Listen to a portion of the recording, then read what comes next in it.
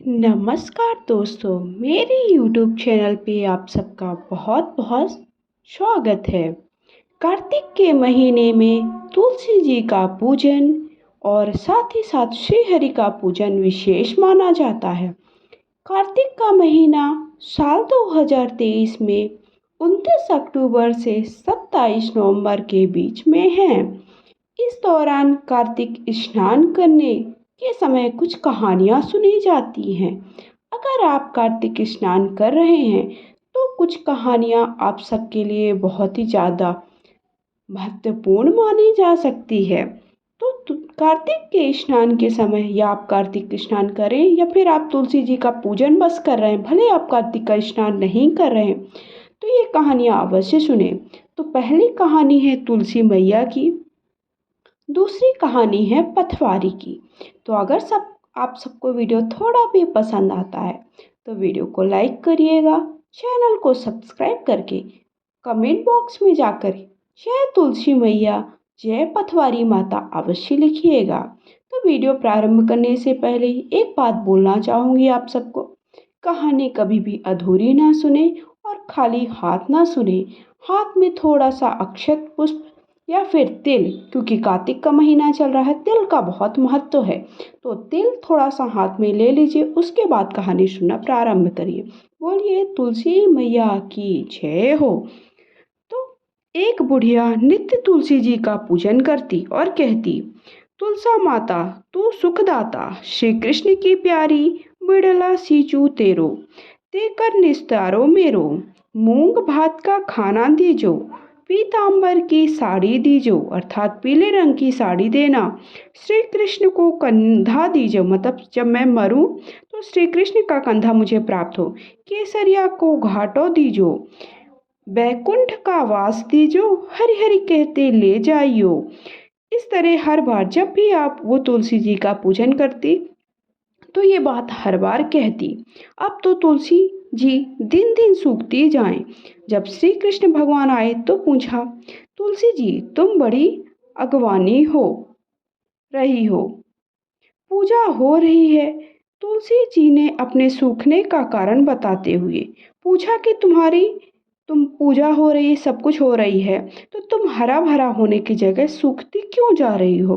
तब उन्होंने कारण बताया, बुढ़िया की सब अभिलाषाएं बता दी कि बुढ़िया की ये इच्छाएं हैं।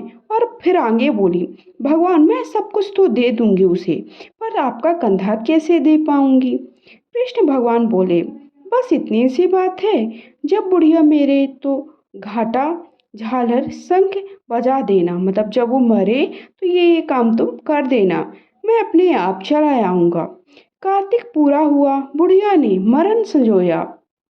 अब तो वह बुढ़िया बड़े बड़े योद्धाओं पर भी ना उठे, मतलब सब आए, ब्राह्मण आए और परिवार गांव के आए। तुलसी जी को ये मालूम पड़ी, झट उन्होंने घंटा झालर शंख बजा दिया। श्री कृष्ण भगवान 12 वर्ष के बालक का रूप धारण कर वहां पर आ गए और पूछने लगे, यहाँ काहे की भीड़ है। एक आदमी बोला, एक बुढ़िया मर गई है, कोई से भी नहीं उठ रही है। भगवान बोले कि चलो मैं भी देखता हूँ। आदमी बोला, इतने बड़े बड़े योद्धाओं से उठ नहीं रही है, तू जरा सा बालक इसे उठाकर देख ले, तू भी अपना काम कर ले। सब आदमी एक और हट गए। जैसे ही भगवान ने उसके कान में कहा, मैं कंधा देने आ गया हूँ, बुढ़िया बोली, ऐसे नहीं, अपने सबके सामने दर्शन दो। भगवान ने अपना चतुर्भुज रूप दिखाया। तब बुढ़िया बैकुंठ को गई, हाथ लगाया, बुढ़िया हरि हरि कहकर कहती उठ गई। तो इस तरह से जो कार्तिक माह में तुलसी जी को केवल जल बस समर्पित करता है, उसे श्री कृष्ण का कंधा प्राप्त होता है और सीधे बैकुंठ का दर्शन होता है, बैकुंठ की प्राप्ति होती है। बोलिए तुलसी मैया की जय हो। अगली कहानी है पथवारी मैया की कहानी। दो सास बहू थी। सास ने बहू से कहा कि जो दूध दही बेच रहा हो, बहू रोजाना दूध दही बेचने ल जाती। कार्तिक का महीना था, रास्ते में बहुत सी औरतें पथवारी की पूजा करती। वह भी एक दिन खड़ी हो गई। पूछने लगा कि तुम क्या करती हो। औरतों ने कहा कि हम कार्तिक स्नान कर पथवारी की पूजा करते हैं। कोई फल फूल चढ़ाती, कोई मेवा मिश्री चढ़ाती। उसने कहा कि मैं दूध दही से सींचूंगी। वह रोजाना सारा दूध दही पथवारी पर चढ़ा जाती। उसकी सास ने जब दूध के पैसे मांगे तो बहू ने कहा कि सेठ महीने में पैसे देगा। इस तरह कार्तिक का महीना पूरा बीत गया तो वह पथवारी पर आ गई। सब औरतें पूजा कर चली गईं। पथवारी ने पूछा कि क्या बात है। बहू बोली, मैं अपनी सास को क्या कहूँगी, तुम मुझे भी कुछ बता दो। पथवारी ने कहा कि यहाँ से एक पत्थर ले जा और ओखरी में रख देना। उसने ऐसा ही किया। सास ने बहू से जैसे ही पैसे मांगे, बहू ने कहा ओखरी में से ले लो। सास ने देखा तो वहां हीरे मोती जगमगा रहे थे। सास ने पूछा कि बहू, तू ये कहाँ से लाई है। बहू ने कहा कि ना मैंने चोरी की, ना डाका डाला, मुझे तो पटवारी माता ने दिया है। सास ने कहा कि अगर ऐसी बात है तो अगले साल मैं भी करूंगी। साल भर बाद फिर कार्तिक का महीना आया। उसने भी पटवारी सींची। सास दूध तो बेच आती, धावन पटवारी पर चढ़ा देती। इस तरह पूरा महीना बीत गया तो सास ने पटवारी माता से कहा कि मुझे भी धन दे। पटवारी माता ने कहा कि ये कंकड़ पत्थर ले जा। सास ने वहां से सारे कंकड़ पत्थर उठा लिए, ले जाकर ओखरी में रख दिए। फिर बहू ने सास से कहा कि अब तो मुझसे पैसे तो मांग। बहू ने सास से कहा कि अपनी सास से कोई बहू कैसे पैसे। सास ने कहा कि हाँ, तो मांग ले। बहू ने कहा कि ससुर जी पैसे दो। सास ने कहा ओखरी में से ले लो। बहू ने देखा तो वहां कीड़े मकोड़े रेंग रहे हैं।